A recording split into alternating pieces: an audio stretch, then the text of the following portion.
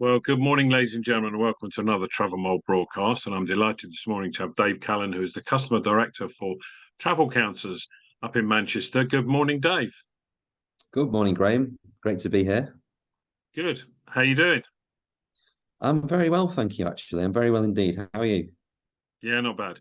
I was very interested yesterday when I saw the research that you've been carrying out amongst consumers and probably amongst your agents as well, getting their feel for how life is going. And it appears that life is not that bad despite the cost of living crisis with regard to travel, certainly at the moment. But your research suggests that it's not going to look too bad in the future. Travel counsellors obviously been around a considerable time. How many travel counsellors do you have in the UK now? Well, Graham, we've got travel counsellors in the UK and outside of the UK actually. So Yeah. globally we have now more than 1,800 travel counsellors. The majority are in the UK.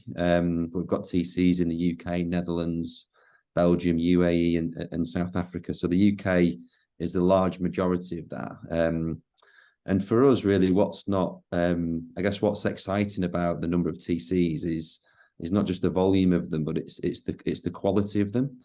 We've got a really diverse community now of TCs in terms of backgrounds, but equally in terms of the nature of their business. We're truly operating now in a very different way to the traditional home working agency model. TCs can now build their business in many different ways to suit their needs.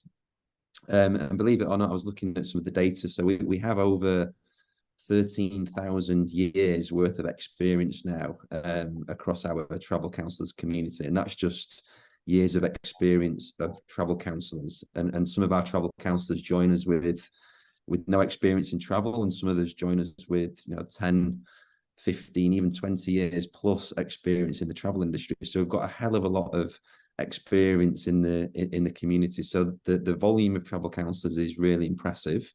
And we believe that we will add more into the community over time as well. But actually, it's the experience that we have within the business now is really, really valuable to our customers, of course, but equally to travel counsellors themselves. So it's a really unique proposition that we have here at Travel Counsellors, and we're really proud of all our TCs in the UK and globally, not just in terms of the volume of them now, but the experience that they bring to their customer groups, and the experience that they bring to the community is something that is something that we're really, really proud of. Cool. I mean, your results showed a fairly bullish attitude towards travel for future bookings. Did that surprise you, or were you just thinking, well, yeah, I mean, the Brits will travel no matter what? I think there's a bit of surprise, but actually no. When we looked at it, we had already seen signs actually that some consumers were still hungry for travel, and specifically across certain segments. So we wanted to validate some of that by speaking to our customers. So when we saw the survey results, I don't think we were too surprised. We have a really sort of diverse demographic of customers across the community. And we believe that a large proportion of them will continue to travel into next year, and the survey backs that up. And I think there's a couple of reasons for that. I think we see that there are still groups of customers who have not actually travelled since 2019. So there's a degree of still pent up demand for people to get out there and enjoy their travel experiences.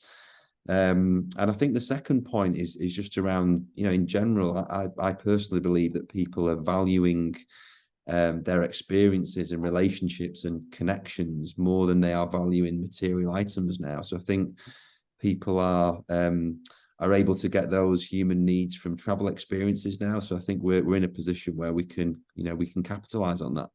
So do you think that you only live once type attitude remains post-COVID? I think there's a degree of that, yeah. I think you only live once. For me, it feels a little bit spontaneous and in the moment. And I think I mentioned that people are now consciously, I think, putting increased value on experiences and connections and relationships.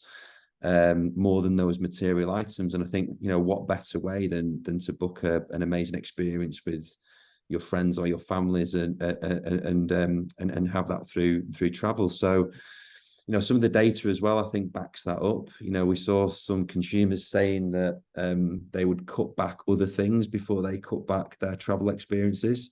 You know, things like cutting back on big ticket items, whether that be new cars, new home improvements, or other luxuries, and even things like having extra nights out and takeaways. You know, consumers are saying that they would much prefer to cut back on those items before they cut back on their travel experiences. So we Did think you that get we'll any see that. feedback?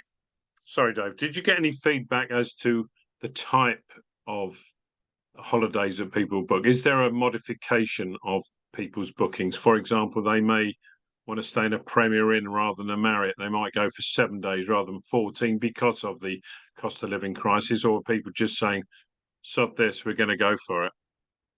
Well, I think, you know, we haven't got into that level yet, but I think that for sure we believe that there'll be consumers who are looking for value in the market. You know, and the fact that some consumers are saying that they would prefer, prioritize destination over budget. It could mean many things. You know, it could mean that they seek value in other areas. You know, you touched on board basis there, or potentially added extras, or even product choice, whether that be hotel or flight. But I think that's where our TCs have a really good opportunity to shine.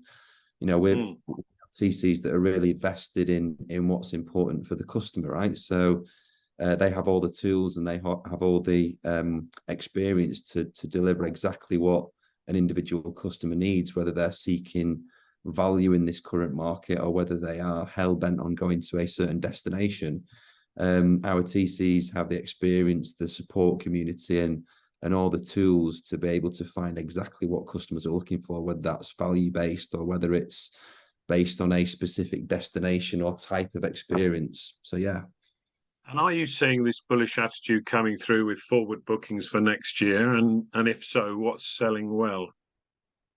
Well, we have. I mean, we looked at some of the data actually, and I think beyond forward bookings, we're in a really strong position. You know, this year we've seen a number of records actually at Travel Counsellors. So our total transaction value over the past 12 months has reached record levels. You know, over 700 million for the first time in the company's history, right? So it's a really strong market that we're in at the minute. And, you know, nearly 60% of our travel counsellors now have generated more sales this year than they did in the whole of 2019.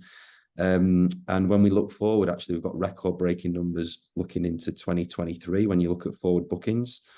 So we're now at above 45% above where we were pre-pandemic. And actually over 50% up on where we were last year if we look at bookings into 2023. Now, the majority of that is still looking at winter departures, but we're actually seeing a week-on-week trend increase in terms of summer 2023 departures, and we'll be obviously campaigning around that directly to customers and through the TCs in the coming weeks and months. So the consumer insights give us a signpost to what customer sentiment is like out there. But actually, we're seeing that follow through in terms of performance as well. When we look at how our TCs are performing, and some of the sales numbers are really, really positive. So we're seeing the trend follow through from the sentiment and the survey that we've seen both from a consumer and a customer standpoint. And the data is backing that up as well. So we're in a really positive moment. Yes. Well, Dave, thank you very much for your time. I do appreciate it. It sounds like life is good at Travel Counsellors. Let's hope it continues into next year. I hope so too, Graham. Cheers. All right. Thank you very much.